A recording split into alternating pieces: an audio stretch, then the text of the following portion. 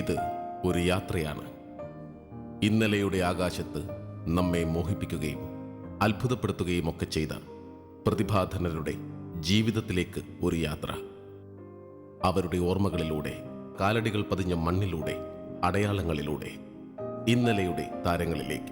മലയാള cinema നാടകശാഖയ്ക്ക് വിലപ്പെട്ട സംഭാവന നൽകിയ പോയ തലമുറയിലെ ശ്രദ്ധേയയായ ഒരു കലാകാരി ഇവിടെ ജീവിക്കും. മലയാള സിനിമയിലെ ആദ്യകാല നായികമാരിൽ ഒരാളാണിത്. അഭിനേത്രി മാത്രമായിരുന്നില്ല, പിന്നണി ഗായികയും ഡബ്ബിംഗ് ആർട്ടിസ്റ്റും ഒക്കെയായിരുന്നു. കലാലോകത്തെ ബഹുമുഖ വ്യക്തിത്വത്തിനുടമ കൂടിയാണ് ഇവർ. ഇത് CS രാധാദേവി.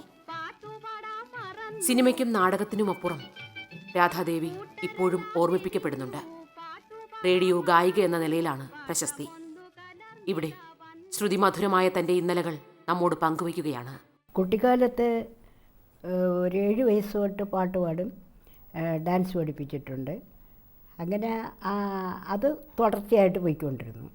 സ്കൂൾ വിദ്യാഭ്യാസം കൂടുതലില്ലാത്തതുകൊണ്ട് അക്കാഡമി കൊണ്ട് ചേർത്തു. അപ്പോൾ ഒരു 13 വയസ്സൊക്കെ വരും. അന്ന് തൊട്ടേ കലാകാരിയാകാനുള്ള ചാൻസുകൾ നമുക്ക് കിട്ടി. അച്ഛൻ കഥകളിപ്പദം പഠിച്ചിട്ടുണ്ട്. അപ്പോൾ ഇവിടെ പണ്ടൊക്കെ കഥകളിക്ക് ആളുകൾ വരുമ്പോൾ അവരുടെ കൂടെ പോയി പാടിയെടുക്കുകയും അങ്ങനെ അച്ഛന് പാട്ടിൽ താല്പര്യമുണ്ട്. അമ്മയാണെങ്കിൽ വയലിൻ പഠിച്ചിട്ടുണ്ട്. അപ്പോൾ അമ്മയ്ക്കും താല്പര്യമുണ്ട്. അങ്ങനെ അച്ഛൻ്റെയും അമ്മയുടെയും പിന്നെ അച്ഛൻ്റെ സഹോദരിമാരെല്ലാവരും പാട്ടുകാരാണ്, എല്ലാവരും പാട്ട് പഠിച്ചവരാണ്. അങ്ങനെയാണ് ഈ താല്പര്യം കൂടുതൽ എനിക്കുണ്ടായത്. പിന്നെ അന്നൊക്കെ ഈ റെക്കോർഡൊക്കെ നമ്മൾ ഗ്രാമഫോൺ പോലെ ഇട്ടിട്ട് അങ്ങനെ ആ പാട്ട് കേട്ടൊക്കെ പഠിക്കുകയൊക്കെ ചെയ്യും. അങ്ങനെ പാട്ടിലോട്ട് താല്പര്യം വന്നപ്പോഴത്തേക്ക് ഡാൻസും പാട്ടും എന്ന് പറഞ്ഞപ്പോൾ അച്ഛൻ പിന്നെ പഠിത്തത്തിലോട്ടുള്ള അധികം നോട്ടം ഇല്ലാതെയാണ് എന്നാൽ ഇവിടെ അക്കാഡമി ചേർക്കാം, അങ്ങനെ കൊണ്ടുവന്ന് അക്കാഡമി ചേർത്തു. ആ സമയത്താണ് ഈ ആട്ര പരമേശ്വരൻ പിള്ള എന്ന് പറഞ്ഞ അദ്ദേഹം ഞങ്ങളുടെ അടുത്താണ്, വഞ്ചൂര്. അപ്പോൾ അദ്ദേഹം പറഞ്ഞു, ഇവിടെ പാട്ടും ഇതുമൊക്കെ ഞാൻ ദിവസവും കേൾക്കുന്നുണ്ട്, അപ്പോൾ ഞാൻ ഒരു പടം തുടങ്ങാൻ ഉദ്ദേശിക്കുന്നു. അപ്പോൾ അച്ഛനോട് ചോദിച്ചു, വിടുമോ എന്ന് ചോദിച്ചു. പറഞ്ഞു, പഠിക്കുകയാണ്, എങ്ങനെയാണ്, ബുദ്ധിമുട്ടാണ്. അത് സാരമില്ല, നമുക്ക് പിന്നെയും പഠിക്കാമല്ലോ, ഇങ്ങനൊരു ഇതൊരു ചാൻസാണ്. എന്നാൽ ശരിയെന്ന് പറഞ്ഞ് എന്നെ കൊണ്ട് പാടിച്ചു. അങ്ങനെ മദ്രാസിൽ കൊണ്ടുപോയി. അവിടെ ചെന്ന് പിന്നെ മോഹിനിയിലെ ഇളയ ഒരു കുട്ടിയുടെ റോളായിട്ടുള്ള. അപ്പോൾ അതിൽ പാട്ടുണ്ട്, ഡാൻസുണ്ട്, എല്ലാം അറിയാവുന്നൊരു കുട്ടിയാണ്. അങ്ങനെ അത് പാട്ടെല്ലാം ഞാൻ തന്നെ പാടി റെക്കോർഡ് ചെയ്തു. അവിടെ നാഗൂർ എന്ന് പറഞ്ഞൊരു ഡയറക്ടറുണ്ട്, അയാൾ പറഞ്ഞ പോലെയൊക്കെ പാട്ട് പാടി ഡാൻസ് ചെയ്തു. അങ്ങനെ ആ പടം ഏകദേശം ഒരു മുക്കാലായപ്പോഴത്തേക്ക് തന്നെ ഇവർ തമ്മിൽ പാർട്ട്ണർ തമ്മിൽ എന്തുണ്ടായി, അതവിടെ വെച്ചങ്ങ് നിർത്തി. അപ്പോൾ ആ പടം വെളിയിലോട്ടിറങ്ങില്ല, പാട്ടൊക്കെ വെളിയിലിറങ്ങി. ബാല്യം കടക്കും മുൻപേ സിനിമയിലെത്തിയതാണ് രാധാദേവി. സംഗീത വിദ്യാർത്ഥിനിയായിരിക്കുന്ന കാലത്ത് 13-ാമത്തെ വയസ്സിലാണ് സിനിമയിലെ അരങ്ങേറ്റം. പാട്ടുകാരിയായി അറിയപ്പെടണമെന്ന് മോഹിച്ച ആൾക്ക് ചലച്ചിത്ര മേഖല അതിനുമപ്പുറത്തുള്ള ഭാഗ്യങ്ങളാണ് നൽകിയത്. ആദ്യ സിനിമയിൽ പാടിയും അഭിനയിച്ചു. ആദ്യ ചിത്രത്തിലൂടെ രാധാദേവിയിലെ പാട്ടുകാരി പ്രശസ്തിയിലേക്ക് ഉയരുകയായിരുന്നു. 13 വയസ്സിൽ തന്നെ എൻ്റെ ഒരു കൂട്ടുകാരിയുടെ മകൾ എന്ന് പറഞ്ഞാൽ പണ്ട് ഡോക്ടർ പുതുവാളെന്ന് പറയും, അദ്ദേഹത്തിൻ്റെ മകൾക്ക് ഡാൻസിനൊന്ന് പാടിക്കൊടുക്കണം. അവിടെ ചെന്ന് ഒരു പദമൊക്കെ പാടിക്കൊടുത്ത് ഡാൻസ് ഇതൊക്കെ കണ്ടപ്പോഴത്തേക്ക് അവിടെയുള്ള ആളുകളൊക്കെ കൂടെ ഞങ്ങൾക്കൊരു കോമ്പറ്റീഷൻ പോലെ ഒരു ഇതുണ്ട്, അണ്ണാമല കേരള സമാജം. അപ്പോൾ അതിൽ പങ്കെടുക്കുമെന്ന് ചോദിച്ചു. അന്ന് പിന്നെ പാടാനുള്ള താല്പര്യം കൊണ്ട് പങ്കെടുക്കാൻ ഒരു വിഷമവും ഇല്ല. എന്താ പാടേണ്ടതെന്ന് ചോദിച്ചാൽ പറഞ്ഞു, അത് കീർത്തനം പാടാം. അന്ന് ഈ ലൈറ്റ് മ്യൂസിക്കൊന്നും ഇല്ലല്ലോ, ഈ സിനിമാ ഗാനങ്ങൾ ശാകുന്തളം നടക്കുന്ന സമയമാണ്. ശകുന്തളയിൽ 1-2 പാട്ട് പാടി, ക്ലാസിക്കൽ ഒരു പദം അത് പാടി. അങ്ങനെ അവിടെയുള്ള കുട്ടികളും പാടി, നമ്മളും പാടിയെങ്കിലും എനിക്കൊരു സ്വർണ്ണ മെഡൽ കിട്ടി. അത് കഴിഞ്ഞ് തിരിച്ച് പിന്നെ വീട്ടിലേക്ക് വന്നു. വീട്ടിൽ വന്ന ഉടൻ തന്നെ നമ്മുടെ TN സാറുണ്ടല്ലോ, ഗോപിനാഥൻ സാറ്, അപ്പോൾ അദ്ദേഹത്തിന് കൊട്ടാരത്തിലൊരു നാടകമുണ്ട്. ആ നാടകം പരിവർത്തനം. റിഹേഴ്സലിനൊക്കെ പോയി കൊട്ടാരത്തിൽ ചെന്ന് കളിച്ചു. അവിടുന്ന് ഈ പൊന്നാട കസവ് മുണ്ട് ഇതുമൊക്കെ തന്നു, പ്രസൻറ്റേഷനൊക്കെ തന്നു. അവർക്ക് വളരെ ഇഷ്ടപ്പെട്ടു. അങ്ങനെ അത്രയും കാര്യങ്ങൾ ഈ 13 വയസ്സിലാണ് നടക്കുന്നത്. മുരളി മുരളീ നീ രാധാമാനസഹാരി. മലയാള സിനിമയുടെ ശൈശവകാലത്തായിരുന്നു രാധാദേവിയുടെ സിനിമയിലെ തുടക്കം. ചലച്ചിത്ര രംഗത്ത് പ്രഗത്ഭരായ ഒരുപറ്റം കലാകാരന്മാരുടെയും കലാകാരികളുടെയും കൂട്ടായ്മ ഉണ്ടായിരുന്ന അക്കാലത്ത് അരങ്ങേറ്റം കുറിക്കാനായത് ഈ കലാകാരിക്ക് അനുഗ്രഹമായി. സിനിമ ഇവരിലെ കഴിവുകൾ പൂർണ്ണമായി ഉപയോഗിക്കുകയും ചെയ്തു. അഭിനയവും പാട്ടും ഒത്തുകൊണ്ടുപോകാൻ പ്രയത്നിക്കുമ്പോഴും രാധാദേവി മനസ്സുകൊണ്ട് ഏറെ അടുത്തു നിന്നത് സംഗീതത്തോടൊപ്പമായിരുന്നു. മുരളീ മുരളീ നീ രാധാമാനസഹാരി. അഭിനയിക്കാൻ പോയപ്പോഴേ ഞാൻ അവിടെ ഒരു മ്യൂസിക് ഡയറക്ടറുടെ പാട്ട് പഠിച്ചു. പിന്നെ അത് കഴിഞ്ഞ് അദ്ദേഹത്തിൻ്റെ സർട്ടിഫിക്കറ്റൊക്കെ കിട്ടിയിട്ടുണ്ട്, രാമനാഥ ഭാഗവര്. പിന്നെ ഒരു സിനിമയിൽ ഡാൻസ് കിട്ടി, തമിഴ് സിനിമയിൽ. ഇവിടുന്ന് തന്നെ ഇന്ദിരാബായി തങ്കച്ചി ഞാനും കൂടെ. അങ്ങനെ അവിടെ ഡാൻസ് അതിന് പോയിട്ടുണ്ട്. അതിൽ പോയിക്കൊണ്ടിരിക്കുമ്പം ഒരു 10-17 വയസ്സായപ്പോഴാണ് നമ്മുടെ തിക്കുറിശ്ശി ചേട്ടൻ്റെ സ്ത്രീ സിനിമ അതിൽ അഭിനയിക്കാൻ വിളിച്ചു. അങ്ങനെ അത് അഭിനയിക്കാൻ പോയി. അതുവരെ ഇങ്ങനെ കലാപരമായിട്ട് പഠിക്കുകയും വീട്ടിലെ ഭാഗവരെ എഴുതി പഠിപ്പിക്കും, കഥകളിപ്പത എല്ലാ അച്ഛൻ പഠിപ്പിക്കും. അതങ്ങനെ പഠിച്ച് പാട്ട് മിക്കവാറുമുള്ള പാട്ടുകളൊക്കെ പഠിച്ചിട്ടുണ്ട്. സ്ത്രീയിലൊരു ഗ്രാമീണ കന്യക, അതായത് സ്ത്രീയുടെ 2 വേഷം, ഒന്ന് പരിഷ്കാരി, ഒന്ന് ഗ്രാമീണ കന്യക. ഗ്രാമീണ കന്യയായിട്ടാണ് ഞാൻ അഭിനയിച്ചത്. എൻ്റെ കൂടെ അഭിനയിച്ചത് VT അരവിന്ദാക്ഷൻ മേനോൻ. കേരളത്തിൽ റേഡിയോ നിലയം അനുവദിച്ചപ്പോൾ രാധാദേവി സിനിമാ തട്ടകത്തിൽ നിന്ന് അവിടേക്ക് മാറി. റേഡിയോയിലെയും ആദ്യകാല താരങ്ങളിൽ ഒരാളായി ഈ പാട്ടുകാരി. സിനിമ കഴിഞ്ഞ് ഇവിടെ വന്നപ്പോഴത്തേക്കാണ് ട്രാവൻകൂർ റേഡിയോ അതിൽ പിന്നെ ആഴ്ചയിലൊരു പ്രോഗ്രാം, അത് നമ്മുടെ കലാനിലയം കൃഷ്ണൻ നേരൊന്ന് വിളിച്ചു. അങ്ങനെ ആഴ്ചയിലൊരു പ്രോഗ്രാമിൽ പോയിരുന്നു. അങ്ങനെ 49-ൽ 50 ആകാശവാണി ഓൾ ഇന്ത്യ റേഡിയോ ആയി. അവിടെ നിന്ന് പിന്നെ ജോലിയായി. അപ്പോൾ വീട്ടുകാർക്ക് പൊതുവേ പണ്ട് സിനിമയിൽ പോകണ ഇഷ്ടമല്ലല്ലോ. അതുകൊണ്ട് അച്ഛനും അമ്മയ്ക്കും നിർബന്ധം അതിൽ പോകണമെന്ന്. ആകാശവാണി ഇരുന്നാൽ മതി, കിട്ടുന്നത് മതി നമുക്ക് ശമ്പളമായിട്ട്, ആകാശവാണി ഇരുന്നാൽ മതി. അങ്ങനെ ആകാശവാണിയിൽ സ്ഥിരമായിട്ട് കിട്ടുകയും ചെയ്തു. ആകാശവാണിയിൽ ലളിതഗാനം ആദ്യമായിട്ട് ഞാനാണ് പാടിയത്. തൃശ്ശൂർ പി രാധാകൃഷ്ണനാണ് അന്ന് ട്യൂൺ പറഞ്ഞു തന്നത്, ഒരു പാട്ടുമൊക്കെ പാടി. ലളിതഗാനം പാടാൻ അധികം ആളുകളില്ല, അവിടെയില്ല അങ്ങനെ. അപ്പോൾ അതുകൊണ്ട് ലളിതഗാനം കൂടുതലായിട്ട് ഞാൻ പാടും. കവിത, പിന്നെ ഉദയഗീതത്തിലെ പാട്ടുകൾ, ഇങ്ങനെ പാട്ടുകളൊക്കെ കൂടുതലായിട്ട് പാടും. അതേ സമയത്ത് അഭിനയമുണ്ട്. നാടകമൊക്കെ വരുമ്പോൾ അഭിനയിക്കുകയും വേണം. അങ്ങനെ ഒരുപാട് ആളുകളില്ലല്ലോ, 2-3 പേരൊക്കെ അല്ലേ ഉള്ളൂ. അത് വെച്ചാണ് അഭിനയിക്കണമൊക്കെ.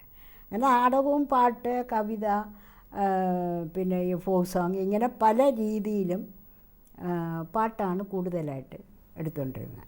അങ്ങനെ ലളിതഗാനം 1/4 മണിക്കൂർ വീതം പാടുമ്പം വെളിയിലുള്ളവരൊക്കെ കേട്ടിട്ട് കൊള്ളാം, ശബ്ദം കൊള്ളാം എന്നൊക്കെ പറഞ്ഞിട്ട് തിരുനയിനാർകുറിച്ചി മാധവൻ നായരാണ് അന്നത്തെ പാട്ട് എഴുതിനൊക്കെ ആകാശവാണി.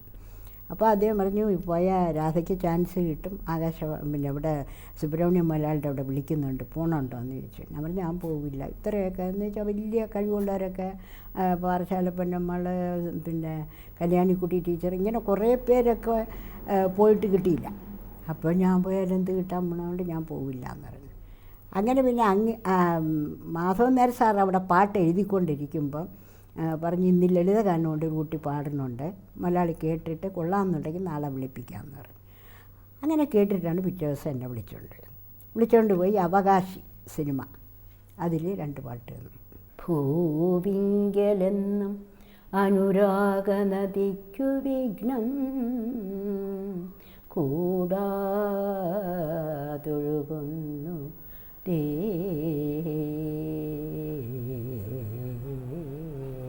കുമാരിക്ക് വേണ്ടി ഞാനും പാടി, നസീറിന് വേണ്ടിയിട്ട് കമുകറയും പാടി. അപ്പം 4 പേര് ഞാൻ പാടും, 4 പേര് എങ്ങനെ. സിനിമയിലൂടെ നേടിയ പ്രശസ്തിയിലുമേറെ ആകാശവാണിയിലൂടെ ഈ കലാകാരി സ്വന്തമാക്കി. ഒരു പോപ്പുലർ ഗായികയുടെ വളർച്ച റേഡിയോയിലൂടെയായിരുന്നു. കേരളത്തിലെ മുക്കിലും മൂലയിലുമുള്ളവർ വരെ ഈ ഗായികയുടെ ഇമ്പമാർന്ന ശബ്ദം കേട്ടു. ഇവരുടെ ഗാനങ്ങൾ ഇഷ്ടത്തോടെ മൂളാത്ത മലയാളികൾ ഉണ്ടാവില്ല. റേഡിയോ ഗായികയായി പേരെടുത്തപ്പോഴും സിനിമയിൽ നിന്ന് പൂർണ്ണമായും ഒഴിഞ്ഞു നിന്നില്ല. സിനിമയ്ക്ക് വേണ്ടിയും പാടി. ഒപ്പം ഒരു ഡബ്ബിംഗ് ആർട്ടിസ്റ്റിന്റെ വേഷം കൂടി സിനിമയ്ക്ക് വേണ്ടി പുതുതായി അണിയുകയും ചെയ്തു. അവകാശി കഴിഞ്ഞിട്ട് പിന്നെ അടുത്ത പടം എടുത്തപ്പോഴും പാടാത്ത പൈങ്കിളി, അപ്പോൾ അതിലും എനിക്ക് 1-2 പാട്ട് ചാൻസ് തന്നിട്ടുണ്ട്. പിന്നെ ഭക്തകുചേല, ജയിൽ പുള്ളി, മറിയക്കുട്ടി, പൂത്താരി, അങ്ങനെ ഒരു 10-12 പടത്തിൽ എന്നെ പാടിച്ചിട്ടുണ്ട്. അതേ സമയത്ത് തന്നെ ഈ വോയിസ് കൊടുക്കാൻ വേണ്ടിയിട്ട് ഡബ്ബിങ്ങിന് അതിനും കൂടെ ഞാൻ പഠിച്ച് അതിൽ സുബ്രഹ്മണ്യ മലയാളുടെ പടങ്ങളിലൊക്കെ ഡബ് ചെയ്യും.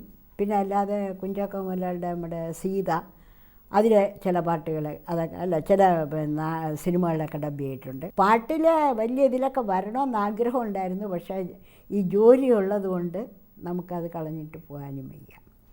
പിന്നെ അതിനുള്ള പിന്നെ ശമ്പളം കിട്ടിയാലേ മുന്നോട്ട് പോകാൻ ഒക്കുള്ളൂ. പാട്ടെന്ന് പറയണത് വല്ലപ്പോഴും കിട്ടും, ഡബ്ബിങ് എന്ന് പറയണത് ചിലപ്പോൾ കിട്ടും, ചിലപ്പോൾ കിട്ടില്ല, അങ്ങനെ. അപ്പോൾ നമുക്ക് എപ്പോഴും നോട്ടം ഇങ്ങോട്ടായിരുന്നു, ആകാശവാണിയിൽ തന്നെ ഇരിക്കണം, ശമ്പളമൊക്കെ കൂട്ടി കിട്ടും. കച്ചേരിക്ക് പോകണമെന്ന് വെച്ചാൽ ലീവ് എടുക്കണം, അപ്പോൾ ഇവർ സമ്മതിക്കില്ല, അനുവാദം വാങ്ങിക്കണം. അതൊരു പിന്നെ 1 മാസത്തിന് മുമ്പ് അനുവാദം വാങ്ങിച്ചാലേ നമുക്ക് പാട്ട് കച്ചേരിക്ക് പോകാനും പറ്റൂ. അപ്പോൾ അത് പിന്നെ കച്ചേരി അവർ ചോദിക്കണമെങ്കിലും പെട്ടെന്ന് ഒന്ന് പാടാൻ പറയും ഒരു കച്ചേരിക്ക്. അപ്പോൾ ഓടിപ്പോയി സാങ്ഷൻ ചോദിച്ചാൽ തരില്ല. അങ്ങനെയൊക്കെ കുറേ ബുദ്ധിമുട്ടിയിട്ടുണ്ട്. അപ്പം നമുക്കത് മേലോട്ട് കൊണ്ടുവരാനുള്ള ഒരു ഭാഗ്യം വന്നില്ല. അഭിനേത്രി എന്നതിലുപരി സിനിമയിൽ ഒരു ഗായിക എന്ന നിലയിൽ ഇവർക്ക് കൂടുതൽ ഉയരങ്ങളിൽ എത്താമായിരുന്നു. പാടാനുള്ള അവസരങ്ങളും ഏറെ ഉണ്ടായിരുന്നു. ആകാശവാണിയിലെ ഉദ്യോഗമായിരുന്നു സിനിമയിലേക്കുള്ള വാതിൽ ഈ കലാകാരിക്ക് മുന്നിൽ അടയ്ക്കുന്നത്. റേഡിയോ സ്റ്റാറായി ഉയർത്തപ്പെട്ടതോടെ സിനിമയിലെ താരജീവിതം രാധാദേവിക്ക് നഷ്ടപ്പെടുകയായിരുന്നു. നാട്ടുംപുറം എന്ന് പറഞ്ഞൊരു പരിപാടി ഉണ്ടായിരുന്നു ആദ്യം ആകാശവാണി തുടങ്ങിയപ്പോൾ. അന്ന് അതൊക്കെ കേൾക്കാനായിട്ട് ആളുകളിങ്ങനെ ഇത് ഈ പാർക്കിലൊക്കെ ചെന്നിരിക്കും. അന്ന് റേഡിയോ എല്ലായിടത്തും ഇല്ലല്ലോ. അങ്ങനെ ആ പരിപാടികളൊക്കെ കേട്ടിട്ട് ആളുകൾക്ക് വളരെ സമ്മതം ഉണ്ടായിട്ട് പിന്നെ നമ്മളെ പാട്ട് ഇന്നത് കേട്ടാൽ കൊള്ളാമെന്നൊക്കെ അവരവിടെ നിന്ന് എഴുതുമായിട്ട് ചെയ്തായി. അങ്ങനെ അതിലൊക്കെ എല്ലാ പ്രോഗ്രാം എന്തൊക്കെ അറിയാമോ അതൊക്കെ. പിന്നെ കാവ്യാഞ്ജലി പാടാനായിട്ടും സ്ഥിരമായിട്ട് ഞാൻ നമ്മുടെ തൃശ്ശൂർ രാധാകൃഷ്ണനൊക്കെ ഉള്ള അന്ന്. പിന്നെ കുറേ ഒരു 8-10 വർഷം കഴിഞ്ഞാണ് നമ്മുടെ MG രാധാകൃഷ്ണൻ, ഓമനക്കുട്ടി അവരൊക്കെ അവിടെ ജോലിയായിട്ട് വന്നത്. സിനിമാ ഗാനങ്ങൾക്കുമുപരി ലളിതഗാന ശാഖയ്ക്കാണ് ഈ പാട്ടുകാരി വലിയ സംഭാവനകൾ നൽകിയത്. റേഡിയോ പ്രേക്ഷകർ ഇന്നും ഹൃദയത്തിൽ സൂക്ഷിക്കുന്നുണ്ട് ഇവരുടെ മധുര ശബ്ദത്തിൽ കേട്ട ലളിത സുന്ദര ഗാനങ്ങൾ. പാട്ടുകാരിയായി അഭിനേത്രിയായി സിനിമയിൽ തിളങ്ങിയ രാധാദേവി നാടകരംഗത്തും ശ്രദ്ധേയയായിരുന്നു. അഭിനയ പ്രാധാന്യമുള്ള വേഷങ്ങൾ ആടിയാണ് നാടകപ്രേമികളുടെ സ്നേഹം ഇവർ സ്വന്തമാക്കിയത്. രണ്ടിടങ്ങഴിയെന്നൊരു പിന്നെ സിനിമ എടുത്തു സുബ്രഹ്മണ്യ മലയാളി. അപ്പോൾ അതിൻ്റെ പാട്ടിന് വേണ്ടിയിട്ട് റെക്കോർഡ് ചെയ്യാനായിട്ട് വിളിച്ചു. അതിന് പോയി പാട്ടൊക്കെ റിഹേഴ്സൽ ചെയ്ത് ഹീറോയിൻ്റെ ഇതിനാണ് പാടേണ്ടത്. എല്ലാം കഴിഞ്ഞിട്ട് അതൊരു എന്തോ പറയുമ്പോൾ ഒരു ഷോക്ക് പോലെ ആയിപ്പോയി. കാരണം എല്ലാം കഴിഞ്ഞ് റെക്കോർഡിങ്ങിൻ്റെ അന്ന് രാവിലെ ആയപ്പം ഈ തൃശ്ശൂർ രാധാകൃഷ്ണൻ പോയിട്ട് സുലോചന വിളിച്ചുകൊണ്ട് വന്നു. എന്നുവെച്ചാൽ അവരുടെ രണ്ടിടങ്ങഴിയിൽ അതേ ഭാഷയാ ഇതുമൊക്കെയാണ്. അതുകൊണ്ട് അവർ പാടിയാൽ നന്നായിരിക്കുമെന്ന് മലയാളിയുടെ പറഞ്ഞു. അപ്പോൾ പറയും മ്യൂസിക് നിങ്ങൾക്ക് വിട്ടിരിക്കുകയാണ്, അപ്പോൾ ആരെന്ത് പാടണം എടുക്കാൻ എനിക്ക് പറയാൻ കാര്യമില്ല. പക്ഷേ ഇത്രയും ദിവസം രാധാദേവി പാടിയതുകൊണ്ട് അവരെ പഠിക്കണമില്ല എന്ന് പറഞ്ഞു. അല്ല നമുക്ക് ഇവരെ കൊണ്ട് പാടിക്കാമെന്ന്. അങ്ങനെ ഒരു വിഷമം എൻ്റെ ജീവിതത്തിൽ ഉണ്ടായിട്ട് ഒരു വലിയ കഷ്ടമല്ലേ. എന്നുവെച്ചാൽ ഒരു 15 ദിവസം രായും പകലും റിഹേഴ്സൽ ചെയ്ത് പാട്ടുകളെല്ലാം പഠിച്ചു വെച്ച് റെക്കോർഡിങ് സമയത്ത് ഇങ്ങനെ കാണിക്കുമ്പോൾ അങ്ങനെ അതൊക്കെ ഈ കലാപരമായിട്ട് ഈ സിനിമയിലും നാടകത്തിലും ഒക്കെ ഉള്ള ഒരു ആളുകളുടെ ഒരു എന്താ പറയാനായിട്ട് അവരുടെ ഒരു പെരുമാറ്റമാണത്. അങ്ങനെ ഒരു വിഷമം ഉണ്ടായിട്ടുണ്ട്. പിന്നെ ഇങ്ങനെ പാടാതെ ആയപ്പം പിന്നെ മുതലാളി വേറൊരു സീന് ഡയറക്റ്റ് ചെയ്തിട്ട് അതിൽ 1-2 പാട്ട് ഈ ഓടുന്നുണ്ടേ മാണിക്കച്ചെമ്പഴുക്ക, ഓടുന്നുണ്ടേ മാണിക്കച്ചെമ്പഴുക്ക, അങ്ങനെ ഒരു റോളെന്തോ ആർക്കാ കൊടുത്തിട്ട് അത് 1-2 പാട്ട് എന്നെ കൊണ്ട് പാടിച്ചു. നിരാശ വേണ്ട എന്ന് വെച്ചിട്ട് പാടണ്ടെന്ന് വെച്ച് തിരിച്ചു വന്ന, പക്ഷെ പാടി. കലാകാരിയെ അംഗീകരിക്കുന്ന വലിയ മനസ്സിന്റെ ഉടമയായ ഒരാളെയായിരുന്നു ഭർത്താവായി കിട്ടിയത്. വർഷങ്ങൾക്കിപ്പുറം ഇന്ന് രാധാദേവി വിധവയാണ്. എൻ്റെ ഹസ്ബൻഡ് യൂണിവേഴ്സിറ്റിയിലെ അസിസ്റ്റൻ്റ് രജിസ്ട്രാറായിരുന്നു. അദ്ദേഹം മരിച്ചിട്ടിപ്പോൾ 28 വർഷമായി. നമ്മളെ പ്രോത്സാഹിപ്പിക്കും, അങ്ങനെ ഒരു ഇതുണ്ട്. പുള്ളിക്കും പാട്ടൊക്കെ കുറേയൊക്കെ ഇങ്ങനെ പാടിക്കൊണ്ടൊക്കെ നടക്കും. ഈ കുടുംബം എല്ലാവരും പാടും. അപ്പോൾ അദ്ദേഹത്തിന് ആ പാട്ടൊക്കെ ഇഷ്ടമായതുകൊണ്ടാണ് എന്നെ വിട്ടത്. പക്ഷേ വീട്ടുകാർക്ക് ഇഷ്ടമല്ല. അങ്ങനെയാണ് ആദ്യമൊക്കെ പിന്നെ ഒന്നിനും പോകാതെയൊക്കെ റേഡിയോ സ്റ്റേഷൻ തന്നെ കഴിഞ്ഞു കൂടിയത്. അതാകുമ്പോൾ പിന്നെ അവർക്ക് അഭിമാനമുള്ളൊരു ജോലിയാണല്ലോ. അങ്ങനെ സ്നേഹസമ്പന്നയായ അമ്മയായി, അമ്മുമ്മയായി രാധാദേവിയുടെ ജീവിതം തുടരുന്നു. ഇതെൻ്റെ ഒരു മകൻ, എനിക്ക് വേറെ കുട്ടികളൊന്നുമില്ല. അവൻ്റെ പേര് നന്ദഗോപൻ, കയർ ഫെഡ് ജോലി ചെയ്യണം. ഇത് മകൻ്റെ മകൾ, അത് ഒരു കുട്ടിയേ ഉള്ളൂ. അവളുടെ പേര് അശ്വതി നന്ദഗോപൻ. ഇപ്പം ആനിമേഷൻ പഠിച്ചുകൊണ്ടിരിക്കുന്നു. എഞ്ചിനീയറിങ് കഴിഞ്ഞിട്ടാണ് ഇപ്പം ആനിമേഷൻ പഠിക്കുന്നത്. ഇതെൻ്റെ മരുമകൾ, മകൻ്റെ ഭാര്യ, ലക്ഷ്മി എന്നാണ് പേര്. ഇടയ്ക്ക് ജോലിക്ക് പോയിക്കൊണ്ടിരുന്നു ഇവിടെ ലോ അക്കാഡമിയിൽ. ഇപ്പം ജോലിയില്ല, വെറുതെ ഇരിക്കുന്നു. അതാണ് ഞങ്ങളുടെ കുടുംബം. തിരക്ക് പിടിച്ച ഒരു കാലത്തിന് ശേഷം ഈ വാർദ്ധക്യകാലം രാധാദേവിക്ക് വിശ്രമത്തിൻ്റേതു മാത്രമായ ഒഴിവുകാലമല്ല. ഗാനങ്ങൾ എഴുതിയും നിറം മങ്ങാത്ത സ്മരണകൾക്ക് അക്ഷരരൂപം നൽകുന്നു.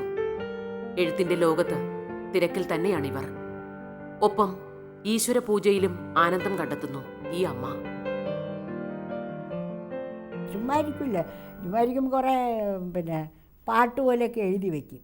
നല്ലതായിട്ടൊന്നുമല്ല, ദൈവത്തിനെ കുറിച്ചോ അങ്ങനെയൊക്കെ പാട്ട് എഴുതി വയ്ക്കും. പിന്നെ അതുപോലെ 1-2 പാട്ട് ഞാൻ എഴുതിയത് പിന്നെ ആകാശവാണിയിൽ ലളിതഗാനമായിട്ട് എടുത്തിട്ടുണ്ട്. ഇതുപോലെ ഭക്തിഗാനം അല്ലെങ്കിൽ താരാട്ട് പോലെ അങ്ങനെയൊക്കെയുള്ള എഴുതിക്കൊണ്ടിരിക്കും. പിന്നെ വല്ലവരും വന്നൊക്കെ സംശയങ്ങളോ അഭിനയിക്കാൻ കൊച്ചു പിള്ളേരോ വല്ലാത്തതെന്ന് ചോദിച്ചാൽ പറഞ്ഞു കൊടുക്കും.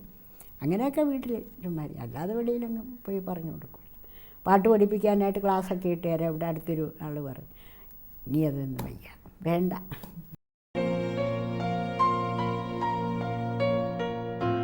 ഒരു കലാകാരി എന്ന നിലയിൽ പ്രേക്ഷക ആരാധന ഏറെ നേടിയ ഒരാൾ.